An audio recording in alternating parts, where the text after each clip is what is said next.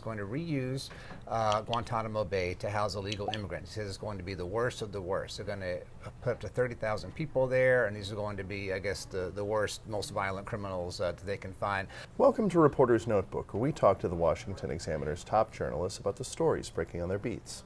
I'm Jim Antle, and I'm joined today by White House reporter Haisten Willis. Hey. So President Trump is in office now, got a lot of things going on, a lot of executive orders, but we've had maybe one of our first big sort of dust-ups of the Trump administration, something about a federal fund freeze.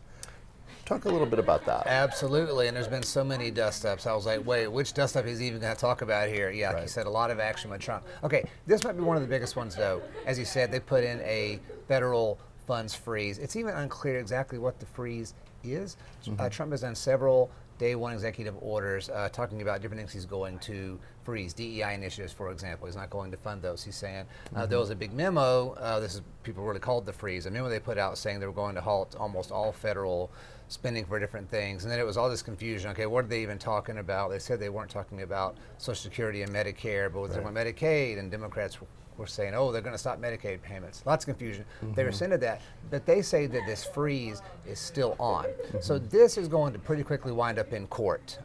People have already, I think a few states have already filed lawsuits saying this is illegal. You cannot do that. There's the Impoundment Control Act of 1974 that says the president, basically if Congress appropriates funds, the president has to spend that money.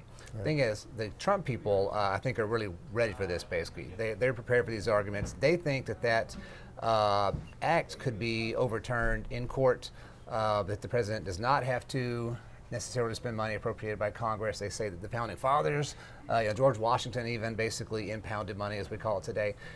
So this is going to end up in court, and the Trump people think that they can win this thing. So another major initiative of the Trump administration has obviously been a lot of deportation of illegal immigrants. And Trump's campaigned very heavily on trying to secure the border. And Trump has a new novel place where he's going to house some of these illegal immigrants. Yeah, I guess you could call that novel. Right, so Trump signed an executive order, Trump signed a bill into law, the Laken-Riley Act, and then sort of dropped almost in passing while he was talking and signing that bill into law. He's going to use Guantanamo Bay, which is, of course, very, very famous during the Bush years, early in the Obama years, for detaining suspected terrorists. He's going to reuse Guantanamo Bay to house illegal immigrants. He says it's going to be the worst of the worst. They're going to put up to 30,000 people there, and these are going to be, I guess, the worst, most violent criminals that they can find. There's some issues that they've run into with basically trying to deport or repatriate people, and the home country will not take them. A few different people have tried that, Colombia, of course, but I think some others are saying, no, we're not taking these people back. So Trump says some of them are going to end up at Guantanamo Bay. I think it's going to end up being a very controversial decision, to say the least. Again, Guantanamo is hugely controversial before when it was used to detain suspected terrorists. There were accusations of torture going on there and things like that. People being held for years and years without a trial. Does that violate the Bill of Rights and things like that? But they say it's back. They also are claiming that Guantanamo Bay was already authorized to detain illegal immigrants. I certainly didn't know that, but that's what they're saying. So basically they're saying they're expanding it. But it's going to be a pretty big deal if they follow through what they're saying. There's supposed to be, I think, 15 people, like 15 people at Guantanamo right now. They're saying they can expand this thing all the way out to 30,000. So Guantanamo is back, I guess.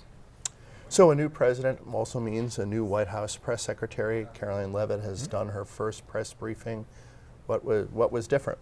Yeah, it was a lot different, certainly, than Karine Jean-Pierre. Of course, the thing she was saying was different because she's saying that Trump is great, and Karine Jean-Pierre would always say Trump is terrible. So you get the administration change. But she's a very different personality. She's very young. She's 27 years old. And she had a very full press room, by the way. Much more full than usual. The aisle was totally filled up and everything.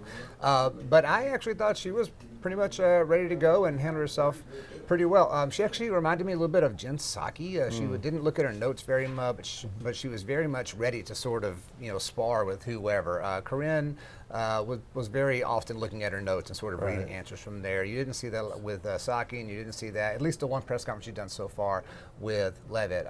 She also called on a different mix of reporters. She talked about that. She's going to have more new media and sort of less traditional media getting so the called briefing on. room could get even fuller.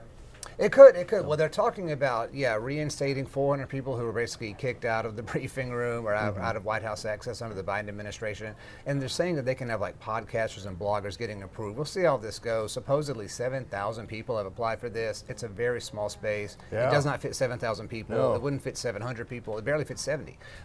So that's also going to be interesting. But anyway, again, she called on, a wider variety of outlets. She called on our own Christian Day Talk. We got called on. So that always makes us happy here at the Washington Examiner. Things are going to be different, but Leavitt, by first and last name, called on him.